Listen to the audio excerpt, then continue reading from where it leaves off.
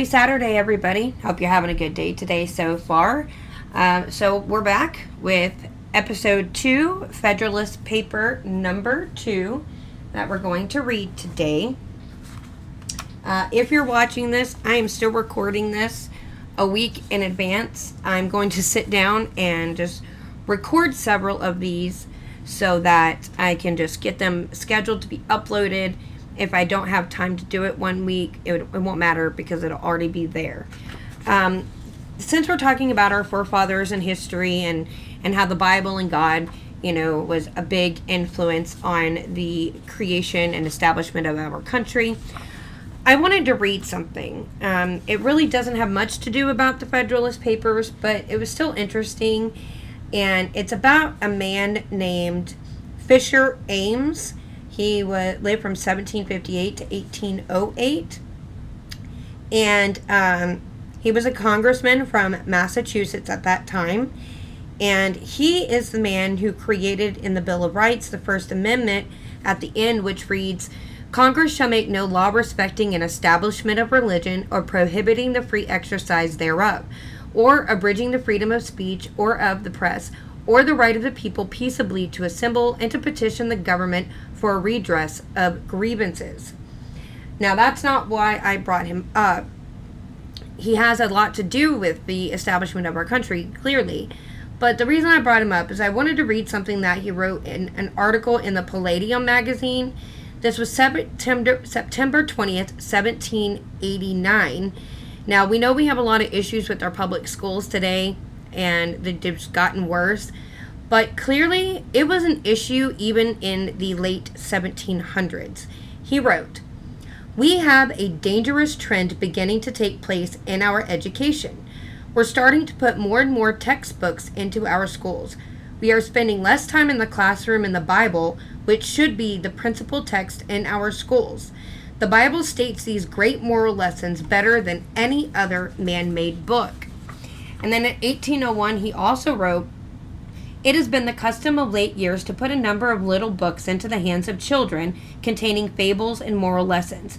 This is very well, because it is right, first to raise curiosity and then to guide it. Why then, if these books for children must be retained, as they will be, should not the Bible regain the place it once held as a school book? Its morals are pure, its examples captivating and noble.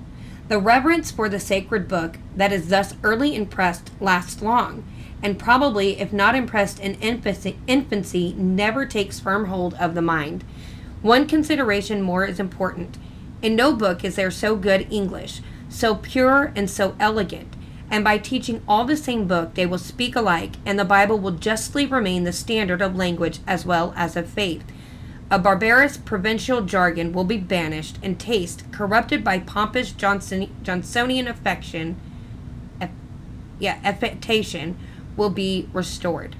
So the reason I wanted to bring that up is because last time I talked about I wish we still spoke like that, and clearly it's the textbooks in the late 1700s that were being introduced into public schools that started really making an impact on the way that we speak, and has really dumbed us down over time.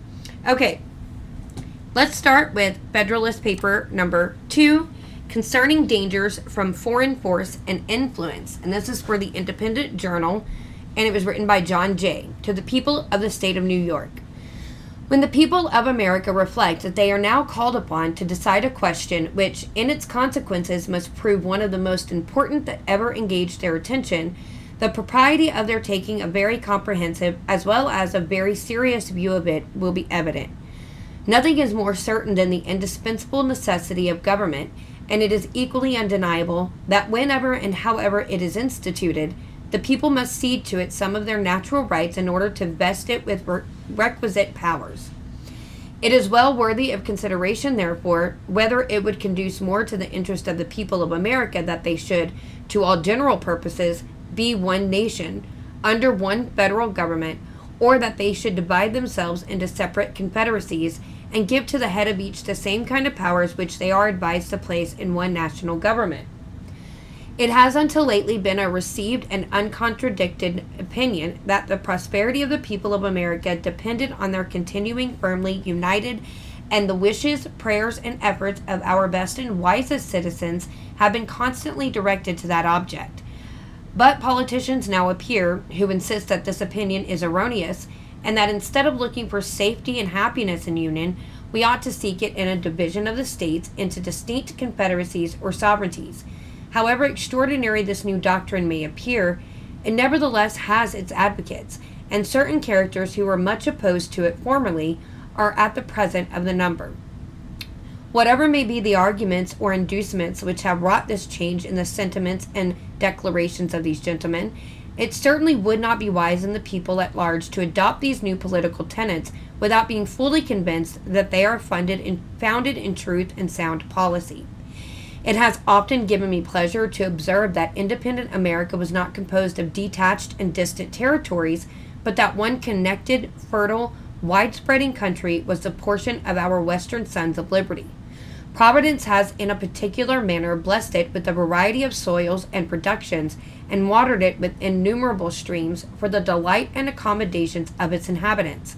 A succession of navigable waters forms a kind of chain round its borders, as if to bind it together, while the most noble rivers in the world, running at convenient distances, present them with highways for the easy communication of friendly aids, and the mutual transportation and exchange of their various commodities. With equal pleasure, I have as often taken notice that Providence has been pleased to give this one connected country to one united people, a people descended from the same ancestors, speaking the same language, professing the same religion, attached to the same principles of government, very similar in their manners and customs, and who, by their joint counsels, arms, and efforts, fighting side by side throughout a long and bloody war, have nobly established general liberty and independence. This country and this people seem to have been made for each other, and it appears as if it was the design of Providence that an inheritance so proper and convenient for a band of brethren, united to each other by the strongest ties, should never be split into a number of unsocial, jealous, and alien sovereignties. Similar sentiments have hitherto prevailed among all orders and denominations of men among us. To all general purposes, we have uniformly been one people, each individual citizen everywhere enjoying the same national rights, privileges, and protection. As a nation, we have made peace and war. As a nation, we have vanquished our common enemies. As a nation, we have formed alliances and made treaties and entered into various compacts and conventions with foreign states. A strong sense of the value and blessings of union induced the people, at a very early period, to institute a federal government to preserve and perpetuate it.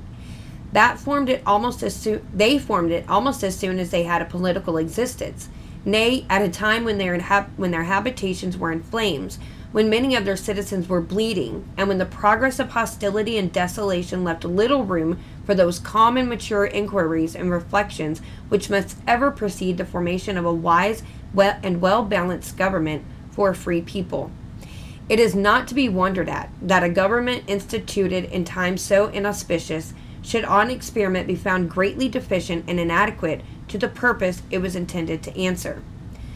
This intelligent people perceived and regretted these defects. Still continuing no less attached to union than enamored of liberty, they observed the danger which immediately threatened the former and more remotely the latter, and being persuaded that ample security for both could only be found in a national government more wisely framed, they, as with one voice, convened the late convention at Philadelphia to take that important subject under consideration. This convention, composed of men who possessed the confidence of the people, and many of whom have become highly distinguished by their patriotism, virtue, and wisdom in times which tried the minds and hearts of men, undertook the arduous task. In the mild season of peace, with the minds unoccupied by other subjects, they passed many months in cool, uninterrupted, and daily consultation, and finally, without having been awed by power or influenced by any passions except love for their country, they presented and recommended to the people the plan produced by their joint and very unanimous councils. Admit, for so is the fact that this plan is only recommended, not imposed. Yet let it be remembered that it is neither recommended to blind approbation nor to blind reprobation, but to that sedate and candid consideration which the magnitude and importance of the subject demand, and which it certainly ought to receive. But this, as was remarked in the foregoing number of this paper, is more to be wished than expected, that it may be so considered and examined. Experience on a former occasion teaches us not to be too sanguine in such hopes. It is not yet forgotten that well-grounded apprehensions of imminent danger induced the people of America to form the memorable Congress of 1774. That body recommended certain measures to their constituents, and the event proved their wisdom. Yet it is fresh in our memories how soon the press began to teem with pamphlets and weekly papers against those very measures. Not only many of the officers of government who obeyed the dictates of personal interest, but others, from a mistaken estimate of consequences or the undue influence of former attachments, whose ambition aimed at objects which did not correspond with the public good, were indefatigable, in their efforts to persuade the people to reject the advice of that patriotic Congress. Many indeed were deceived and deluded, but the great majority of the people reasoned and decided judiciously, and happy they are in reflecting that they did so. They considered the Congress was composed of many wise and experienced men, that, being convened from different parts of the country, they brought with them and communicated to each other a variety of useful information, that in the course of time they passed together in inquiring into and discussing the true interest of their country. They must have acquired very accurate knowledge on that head, that they were individually interested in the public liberty and prosperity, and therefore that it was not less their inclination than their duty to recommend only such measures as, after the most mature deliberation, they really thought prudent and advisable. These and similar considerations then induced the people to rely greatly on the judgment and integrity of the Congress, and they took their advice, notwithstanding the various arts and endeavors used to deter them from it.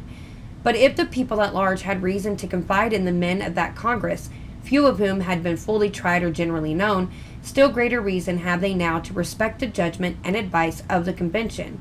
For it is well known that some of the most distinguished members of that Congress, who have been since tried and justly approved for patriotism and abilities, and who have grown old in acquiring political information, were also members of this convention, and carried into it their accumulated knowledge and experience.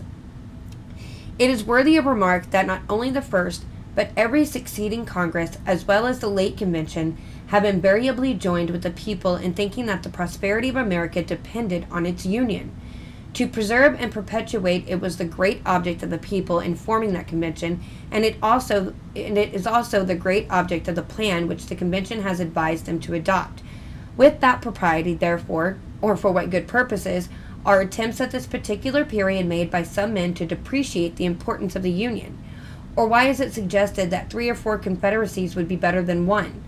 I am persuaded in my own mind that the people have always thought right on this subject, and that their universal and uniform attachment to the cause of the Union rests on great and weighty reasons, which I shall endeavor to develop and explain in some ensuing papers. They who promote the idea of substituting a number of distinct confederacies in the room of the plan of the convention seem clearly to foresee that the rejection of it would put the continuance of the Union in the utmost jeopardy. That certainly would be the case, and I sincerely wish that it may be as clearly foreseen by every good citizen that whenever the dissolution of the Union arrives, America will have reason to exclaim, in the words of the poet, quote, "Farewell, a long farewell to all my greatness," end quote. So there we go. So clearly it was a good idea to keep the Union together, I think. I understand that there were times during like the Civil War that they wanted to separate. There were states that wanted to secede from the nation because of Abraham Lincoln and him trying to hike up their taxes to 40%, and, just a lot of the burden that they were putting on the South to actually help support the North. You had your agricultural in the South, your industrial in the North. But I do think that it was obviously better to keep us together. I think Abraham Lincoln went about it the wrong way entirely by having us go to war, because he couldn't just concede to what the Southerners were asking for. And of that, the biggest was, we can't pay you a 40% tax. So there was obviously, I think, a better way to go about that than to kill millions of people.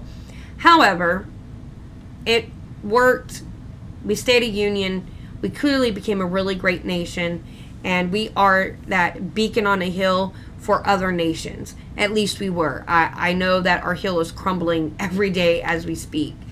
But I just thought it was interesting that that's something that was considered even then to keep us as separate confederacies. And I just don't think that we would be what we are had that happened. We would have all these different little countries within the same area, and I think it would have caused way more problems than even the Civil War. So I'm glad that that all worked out. And again, like I said, it's by the grace of God that it all worked out the way it did. It's His divine intervention that made it happen. So anyway, I hope you enjoyed that one. Next week, we will read Federalist Paper number 3. I think that's a continuation of John Jay and what he's discussing here. So that will be interesting. Don't forget, you can go to my YouTube channel, like and subscribe. Please share my videos. Hit me up on Rumble, where I'm not ever censored. We'll see if YouTube censors any of this, even though I'm just reading history. We'll see if they censor any of it. I'm curious to know what they might do with that. And you can find my link tree in the description below to get to all of my social media and find me on Twitter. Anyway, I hope you have a good rest of your day. Thank you for joining me, and God bless.